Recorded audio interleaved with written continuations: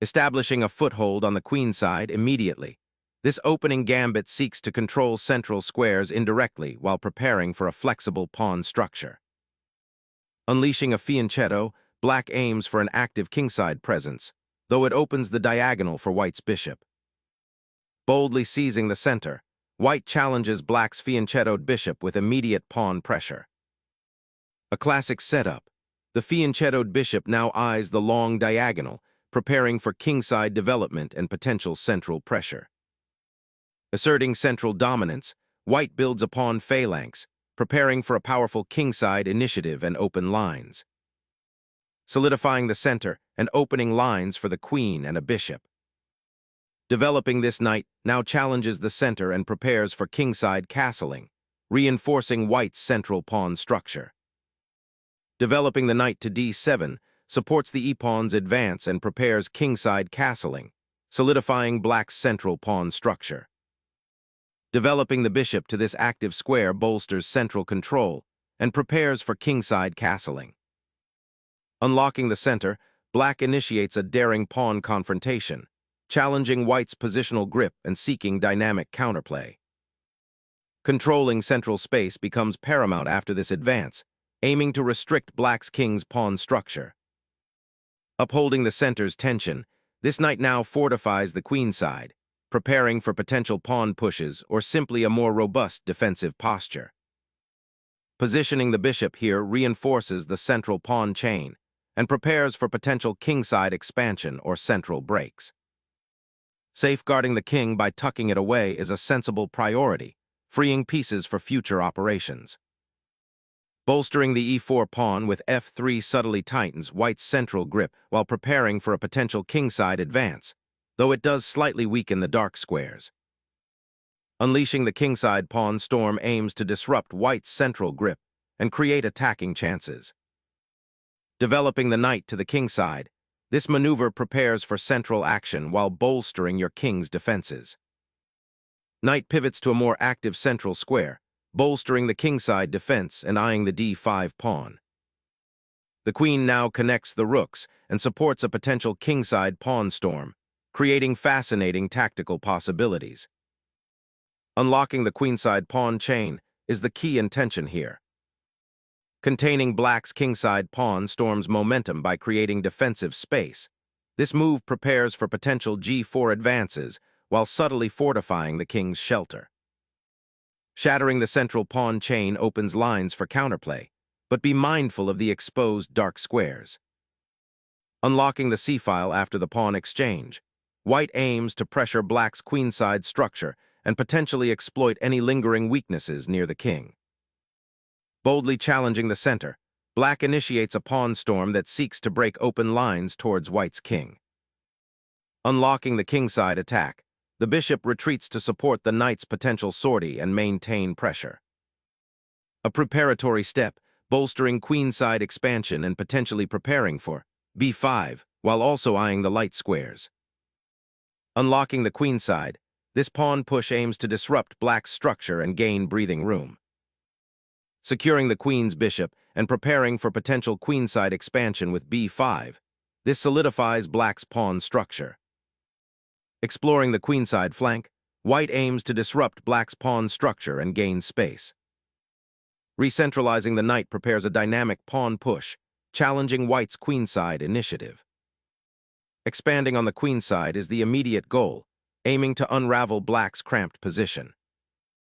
Unlocking the c8-h3 diagonal for the queen, this bishop repositions to a more active square, eyeing white's kingside weakness.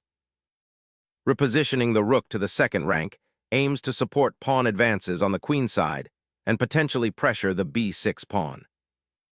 Undermining the queenside pawn structure with b5 invites sharp exchanges and opens up the b-file, potentially creating imbalances.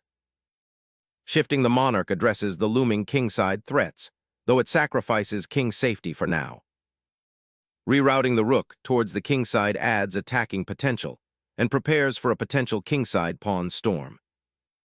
Shifting the king to c1 fortifies the central dark squares and prepares a potential rook lift, adding layers to white's defensive posture. This maneuver brings the queen into the fray, eyeing potential advancements along the c-file and solidifying control over critical central squares. Shifting the monarch away from the queenside's unfolding drama underscores a commitment to king's safety amidst white's territorial gains. Gaining queenside space with the QB7 aims to pressure white's underdeveloped pieces and prepare for a later pawn push, but risks leaving the kingside slightly vulnerable. Shifting the rook to the c-file now prepares to contest control of that vital open file, potentially pressuring black's queenside. Repositioning the knight to f8 aims to support the e-pawn and prepare for kingside expansion, a quiet maneuver seeking better piece harmony. Solidifying the queenside pawn structure, this bishop seeks active squares on the c2-g6 diagonal. A quiet repositioning, aiming to activate the bishop along the long diagonal and potentially challenge white's control of the queenside. Securing that diagonal for the bishop improves its scope significantly, while also preparing for potential pawn advances on the kingside. Shifting the monarch to a more secluded corner, this maneuver seeks refuge from potential central assaults and prepares for a gradual repositioning of forces. Reclaiming the crucial central file provides white options for future pawn advances or piece redeployments. The knight's retreat to g8 suggests a reassessment, perhaps a desire to defend the kingside from potential queenside pressure. The knight's repositioning aims to support a queenside pawn push, a subtle shift in the battleground. Preparing to reposition the bishop to a more active diagonal, potentially targeting white's central pawns. Knight repositioning aims to challenge black's fianchettoed bishop and activate the queenside. Re-establishing knight pressure on the king's flank, aiming to unsettle white's queenside ambitions. This maneuver aims to reposition the knight for a more active role, possibly targeting squares on the kingside or supporting a central pawn push, while improving its connection to the queenside defense. The knight's retreat to e8 prepares a strategic regrouping, aiming to reinforce the kingside or potentially transfer to the queenside's battlefront. Pondering the king's safety, white initiates a pawn thrust, aiming to unravel black's defenses. The pawn push on h6 concedes crucial dark squares, potentially weakening the kingside's defenses. Centralizing the queen aims to support the kingside attack and potentially prepare for a queenside thrust. Gaining space on the queenside and preparing to contest the open c-file. Preparing to flood queenside territory, a bold rerouting for the queen. Trading rooks here unlocks the c-file for black's queen, potentially creating exciting new attacking avenues and simplifying the pawn structure. Capturing the rook opens the c-file, creating new possibilities for infiltration and reinforcing your central pawn structure. Reactivating the diagonal offers dynamic play, aiming to disrupt white's pawn structure and create tactical opportunities. Opening the kingside pawn structure with g3, white seeks to activate the bishop on h2, potentially aiming for kingside counterplay or piece redistribution. Opening the f-file invites tactical complications around the white king, creating dynamic counterplay. Reclaiming the queen initiates a dangerous centralizing maneuver, threatening immediate tactical disruptions. Gaining space on the kingside now, the knight eyes potential outposts and aims to improve its position. Realigning the queen to prepare a kingside pawn storm, but it allows black to consolidate their pieces. Shifting the knight to the edge invites pressure. Consider how this outpost might become a liability rather than a target for attack. This regrouping maneuver intends to reposition the knight to a more active square, potentially targeting weaknesses on the kingside. Exchanging the knight on g3 suddenly clarifies the kingside pawn structure, creating an open file for the rook to target. Recapturing the pawn opens a diagonal for your queen to exploit the weakened kingside. Bringing the rook to the 7th rank prepares to contest that crucial open file and activate a dormant piece. Igniting the king's protection, white sacrifices pawn structure for dynamic counterplay.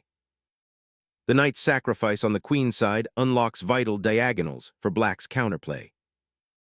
Reclaiming the bishop opens up the diagonal for the queen to potentially disrupt black's structure. Sacrificing the pawn opens the e-file, aiming to activate the G8 knight and create immediate complications. Forcing a king escape opens up your rook and bishop on the queen side for immediate pressure.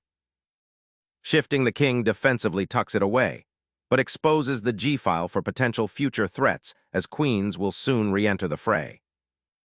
Recapturing the pawn with the queen liberates your pieces and begins to exert pressure on black's queen side. The queen retreats, relinquishing an active central post and potentially inviting further pawn advances from white's king's flank. Opening the center to unleash the bishop's diagonal power. Unlocking the central pawn barrier opens tactical lines for white, though black gains an open e-file for potential counterplay. Unlocking the e-file offers a fresh avenue for your queen and bishop to pierce through black's defenses. Reclaiming the knight's outpost and preparing to challenge white's central pawn advantage.